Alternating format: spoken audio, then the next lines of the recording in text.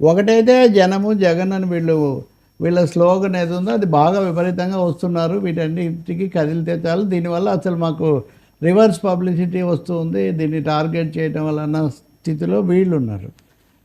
రెండోది పొద్దున్నుంచి బయలుదేరారు వాస్తవంగా. అంటే ఈ విషయం మీద టెక్నికల్‌గా తేల్చుకోకుండా పొలిటికల్‌గా వైసీపీ అడ్వాన్స్ అవ్వటం అన్నది వాళ్ళ ఆలోచన కనిపిస్తుంది. ఎందుకంటే పోలీసుల అభ్యంతరం అన్నప్పుడు దాని మీద కోర్టుకెళ్ళటం, లేదా దాని మీద కౌంటర్ స్టేట్మెంట్స్ ఇది కదా నడవాలి.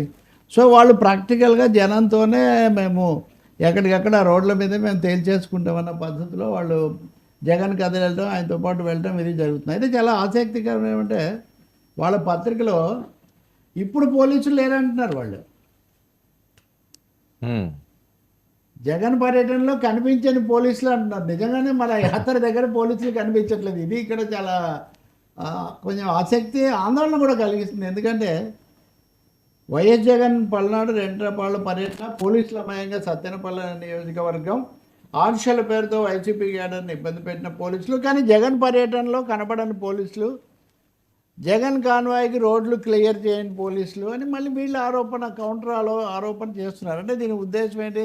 పోలీసులు లేకపోతే ఏదైనా జరగాలని వాళ్ళు అనుకుంటున్నారని వీళ్ళు చెప్తున్నారో తెలియదు. కానీ ఈ వాతావరణం, ఈ ఉద్రిక్తత, ఈ వివాదగ్రస్తం కావటమే చాలా దురదృష్టకరం. అది రాష్ట్రానికి ఏమీ వాంఛనీయం కాదు.